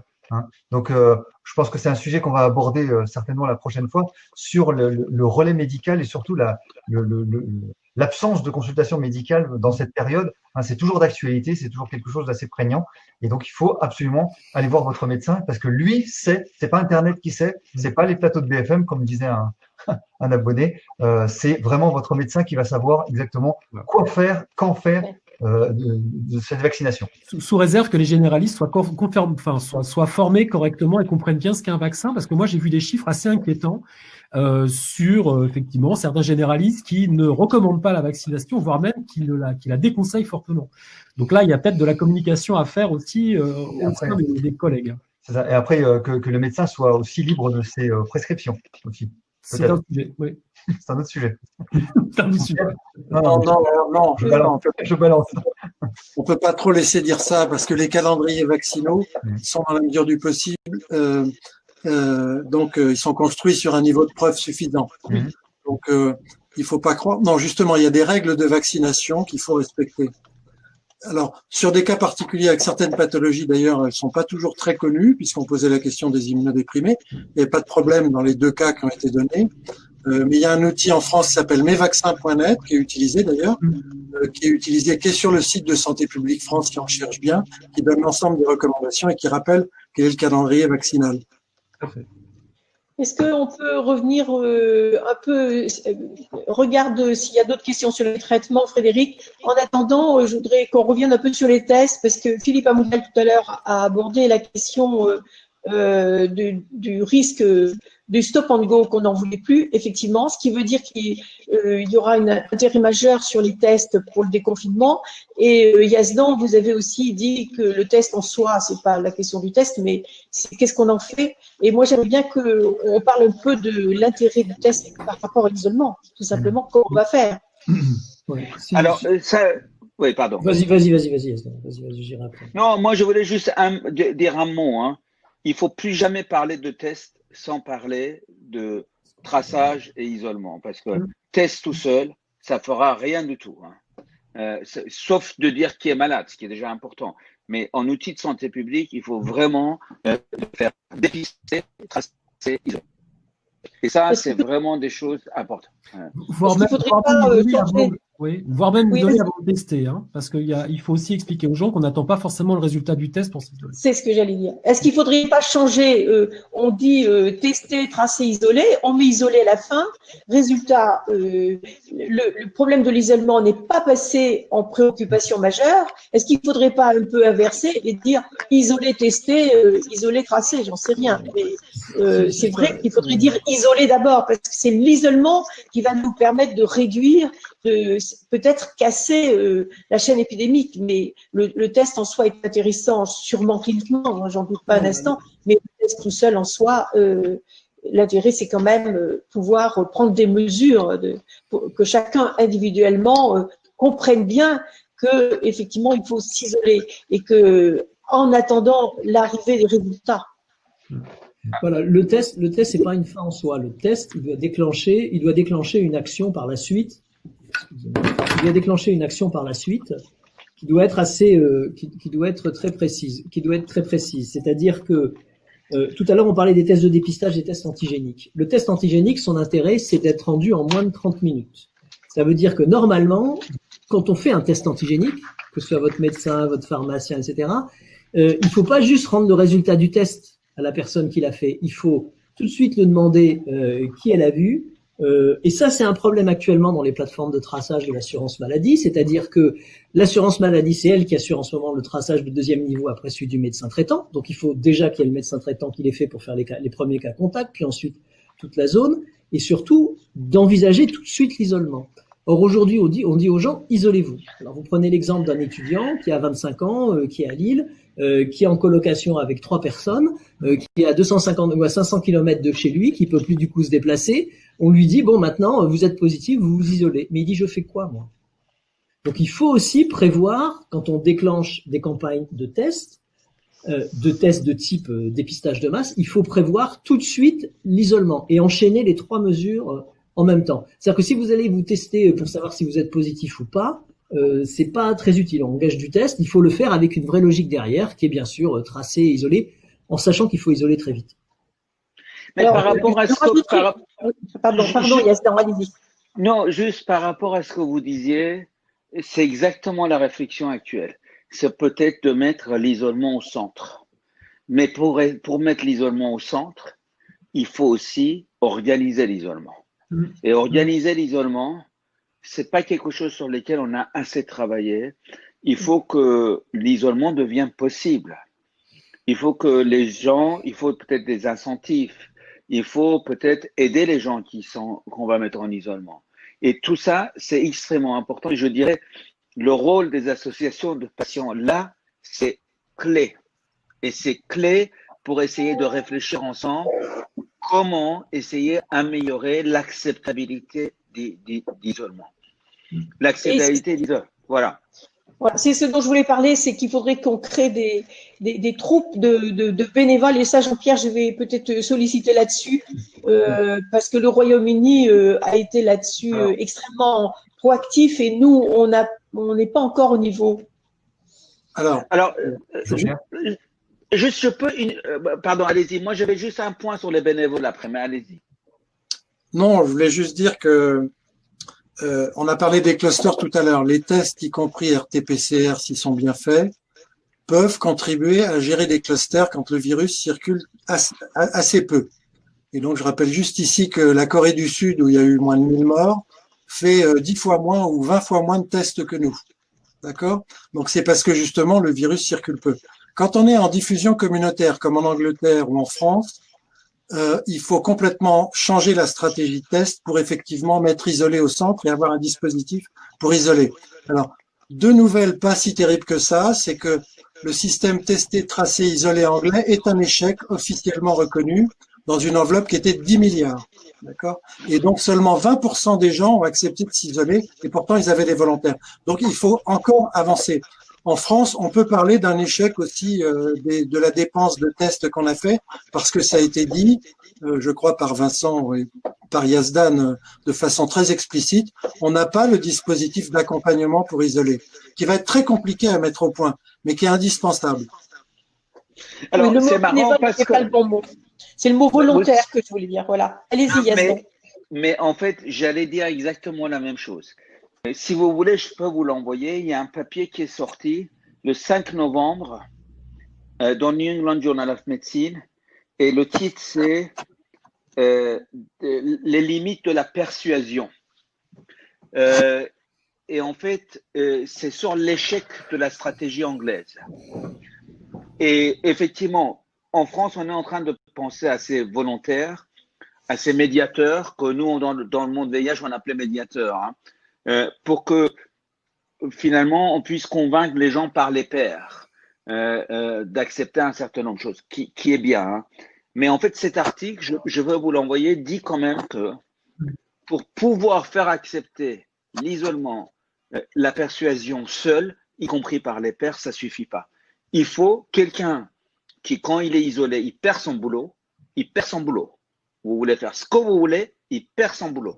Et tant que vous n'avez pas créer les conditions pour justement le rembourser, le payer, parce que les jours qu'il perd, ben vous n'allez pas réussir.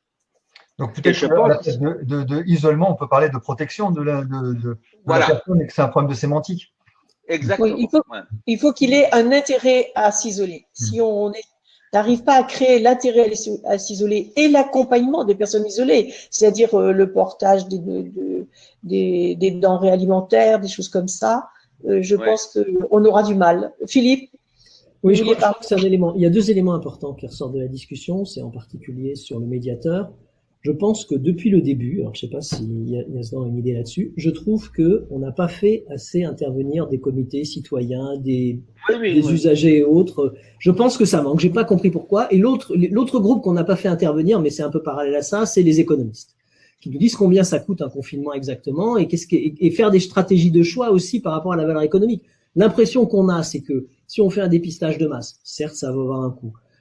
On va définir, supposons qu'on ait 60, il y a un peu trop de tests positifs pour le lancer maintenant. Il faudra attendre que ça se refroidisse, que la deuxième vague se refroidisse. Mais si on part sur à peu près 30 000 ou même, comme l'espère le Conseil, 5 000 cas, 5 000 cas dans la population, au total, on peut espérer peut-être qu'il y a 50 000, maximum 100 000 personnes. Se concentrer sur ces 100 000 personnes pour les convaincre, pour leur prendre en charge tous les problèmes financiers qu'ils vont avoir parce qu'ils vont s'isoler même pendant 10 jours, ça pourrait être une solution qui pourrait être probablement plus économique que ça. Et d'autre part, il faudrait absolument, sur toutes ces mesures, je pense, prendre l'avis de comités citoyens. Parce que faut expliquer aux gens que certaines mesures sont à la fois vraies pour la population, pas vraies pour d'autres groupes de population. On dit il faut isoler des groupes particuliers avec en fonction de l'âge, en fonction du risque.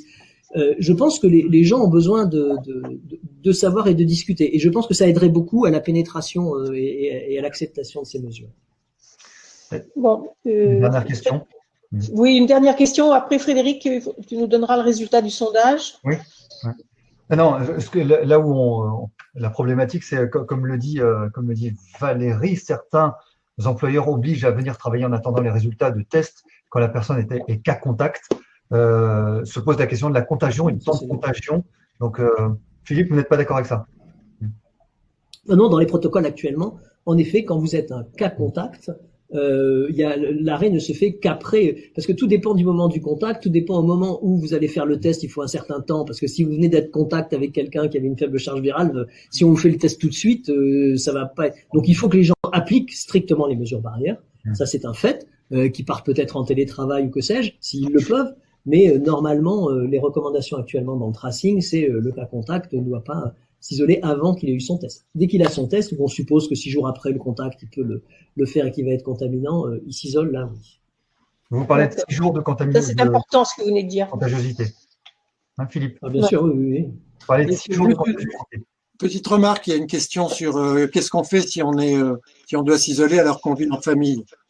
Voilà. Dans certains pays, justement, avec les médiateurs, les associations, etc., en fin de compte, on demande à la personne de quitter sa famille pendant 7 à 14 jours et on la met dans un hôtel ou dans un endroit particulier. Donc, vous voyez un peu les challenges de l'isolement, ça va être des challenges organisationnels qu'on n'a pas adressés en France parce qu'on a plaqué les systèmes sur l'existant, en fait, très, très largement. Mais alors, je pense que c'est vrai, ça fait pas... Oui, vas-y, pardon. Non, je voulais juste dire quand même, il y a un truc qu'on a fait, et la France était un des premiers pays à le faire, c'est que la durée d'isolement pour quelqu'un qui n'est pas hospitalisé, c'est 7 jours après le début des symptômes et 7 jours après le début de contact si on fait un deuxième set. C'est le mot 7 jours. Donc 14 jours, c'était au début, c'est terminé. C'était pour améliorer l'acceptabilité. Mais ça n'empêche qu'on a besoin des autres mesures qu'on a parlé. Mais juste la durée de 7 jours, c'était justement pour faciliter l'acceptabilité. Je pense que si on prend le package testé, tracé, isolé, il faut que le package soit vendu en ensemble. C'est-à-dire qu'on ne puisse pas faire le test sans qu'on ait répondu au questionnaire juste avant ou juste après sur les capacités qu'on a d'isolement, où est-ce qu'on habite, avec qui, dans quelles conditions, et si on ne doit pas envisager un transfert quelque part. Ça fait partie du package, quoi. C'est pas juste testé, c'est testé, tracé, isolé. Voilà. Et très justement, quid des personnes en situation de handicap, nous demande Gauthier, avec l'isolement, prise en charge des soins, etc. C'est une vraie question. Non. Dernière question, peut-on rechoper une deuxième fois le Covid? La Covid. Alors, Non, c'est compliqué. Il y a quelques travaux qui montrent effectivement que il y a eu beaucoup de choses. C'est-à-dire qu'il y a eu une confusion au départ parce qu'on n'avait pas toutes les évidences fondamentales entre des cas d'infection qui traînaient et des cas de réinfection. Donc, pour parler de réinfection, il faut avoir la preuve que le virus qu'on a la deuxième fois est bien différent du premier. Ce qui n'était pas toujours très clair, notamment dans les premières séries, je crois, à Hong Kong, qui avaient été évoquées. Donc, il y a des cas qui ont été décrits, et donc, effectivement, ça interpelle sur la capacité du système immunitaire à contrôler l'infection, enfin, à se prémunir de l'infection quand l'infection a été naturelle. Il y a un cas qui a fait beaucoup parler, d'un patient qui a fait une forme clinique la première fois, et qui a été 6 mois derrière, je crois, j'ai plus les délais, c'est quelque chose qui a été publié cet été, mais qui 6 mois derrière à peu près a été retesté, et il le savait pas, a été retesté positif avec une souche différente. Donc oui, ça existe. La question aujourd'hui est de savoir si la deuxième infection est exprimée de façon aussi bruyante que la première. Et puis la deuxième question qui se pose, à mon avis, c'est quelle est la fréquence de ces incidents-là. Donc ça pose toute la question de la durée de l'immunité quand on est infecté par voie naturelle. Et évidemment, on entend bien que c'est pas tout à fait la même question quand on est vacciné, puisque là, a priori, même si on n'a pas d'idée sur la durée de l'immunité, on fait tout ce qu'il faut pour que l'immunité soit durable. Alors qu'on sait, par exemple, aujourd'hui, quand on regarde ne serait-ce que les anticorps, qui est un seul des paramètres de l'immunité, on sait que certaines personnes, quand elles sont infectées de façon relativement modérée, développent plus tardivement les anticorps et qui durent moins longtemps, alors que des formes des fois plus exprimées, plus visibles, effectivement, induisent une production plus rapide et éventuellement plus durable. Mais tout ça reste encore excessivement difficile à apprécier avec précision. Ça, c'est clair. Alors, juste pour rebondir sur ce que vient de dire Vincent, vous avez peut-être entendu que dans le BMJ, il y a quelques jours, ils nous ont annoncé qu'il y avait une réponse lymphocytaire des lymphocytes T qui permettait de dire qu'il y avait une immunité cellulaire qui se prolongeait au-delà de 6 mois, mais c'était une pré-publication. est-ce que c'est validé aujourd'hui? Est-ce que vraiment on peut penser que même si on n'a pas d'anticorps qui apparaissent dans les tests que l'on fait actuellement classiquement, on peut quand même avoir une couverture, espérer avoir une couverture plus longue que 6 mois? On peut toujours espérer ce qu'on veut, hein. Le problème, c'est qu'on a du mal à faire des projections à long terme sur une maladie qui est très jeune, en fait, hein. Faut voir, en fait, le paramètre du problème, c'est qu'on n'a pas de recul, tout simplement, parce que le virus, on le fréquente depuis 10 mois et pas tellement plus. Donc, il sera de toute façon difficile de faire des projections. C'est vrai que c'est la question de la réponse T sous-jacente est très intéressante. Aujourd'hui, les corrélats de protection, ils restent très fragiles. Mais ça, les collègues vont nuancer, hein. Moi, je tirerai pas de plan sur la comète. En tout cas, pour l'immunité naturelle, on est quand même, faut être prudent. On peut observer des cellules T, des cellules B. Maintenant, est-ce qu'elles protègent? Ça, on le verra à l'expérience, hein. Donc, c'est un peu précoce. Est-ce que vous avez des choses à répondre là-dessus, Philippe, Jean-Pierre? Non, mais je pense que pour les réinfections, comme ça a été dit, hein, la probabilité, il y a eu une dizaine de cas qui ont été rapportés, donc c'est possible. On peut dire aujourd'hui que la probabilité est faible. La fréquence, on ne le sait pas. Peut-être que dans 6 mois, quand on aura encore moins d'immunité, c'est plus important. Je ne sais pas. Mais et par ailleurs, l'autre question qu'on ne sait pas, c'est est-ce que quand on fait une deuxième épisode, est-ce que c'est plus ou moins grave? Pour l'instant, il y a de tout dans la littérature. Donc, oui, c'est possible. 2, la fréquence, ça veut dire qu'on ne sait pas. Et 3, est-ce que c'est plus ou moins grave? A priori, moins grave, mais on ne sait pas non plus. Moi, je veux juste rajouter, Claude, c'est parce que il y a souvent, on s'interroge sur qu'est-ce que c'est l'immunité collective. Sous le contrôle des grands spécialistes qui sont autour de nous, il n'y a pas d'immunité collective possible sans vaccin dans cette maladie. Vous êtes tous d'accord? Ah oui, 100%. Bon, alors, pour essayer de se protéger… John Snow, là-dessus, on est plus de 10 000 à être d'accord là-dessus dans le monde. Bon. Voilà au moins quelque chose qui peut être consensuel. Peut-être Frédéric, maintenant on va passer, on va aller vers la conclusion. Oui, j'ai deux petites précisions. La première conclusion, le premier propos, c'est que vous pouvez retrouver ce replay, sera à disposition sur le site de France Association Santé. Oui, vous pourrez poser des questions aux spécialistes via la plateforme de France Association Santé. Rapprochez-vous de vos interlocuteurs habituels pour poser des questions sur des spécificités, sur le diabète, sur le handicap, sur toutes les questions qui y sont posées et le sondage. Le sondage. Alors. Voilà, nous avons 53% de non qui n'ont pas téléchargé, et donc 47% de oui qui ont téléchargé l'application. Eh bien voilà, c'est pas si mal, c'est plus une population générale, je peux vous dire. Donc voilà, merci beaucoup. Donc d'abord merci à nos intervenants, merci à nos connectés, merci à tout le monde. Franchement, c'était très intéressant. Je trouve que nous avons beaucoup appris grâce à vous dans cette intervention qui s'est passée. Vous nous avez ramené des informations très utiles et donc. Si, tout de même, Frédéric, non, je vois que tu hoches la tête. Non. On va tous en faire profit, en tout cas. J'ai mal au cou. T'as mal au cou, bon. Donc, peut-être qu'il faut revoir ta position ergonomique de travail. Le prochain webinaire se tiendra le 19 novembre, c'est-à-dire jeudi prochain. Nous aborderons les questions d'accès aux soins et de continuité des soins pour les patients non Covid, et nous aurons sur la plateforme Axel Kahn, qui est président de la Ligue contre le cancer, Rémi Salomon, qui est président de la CME de l'AP-HP, un DG d'ARS, vraisemblablement Benoît Vallée, qui est sur l'île, donc Philippe, que vous côtoyez, je pense, donc nous espérons qu'il sera disponible, et bien sûr Jean-Pierre Thierry. Donc à très bientôt tout le monde, merci infiniment d'avoir été aussi nombreux pour la première relance de cette saison. Merci à vous. Merci Frédéric. Merci à vous tous. Merci beaucoup. Au revoir à tout le monde. Merci. Protégez-vous bien. Portez-vous bien. À bientôt. Au revoir. Et tous anti-Covid.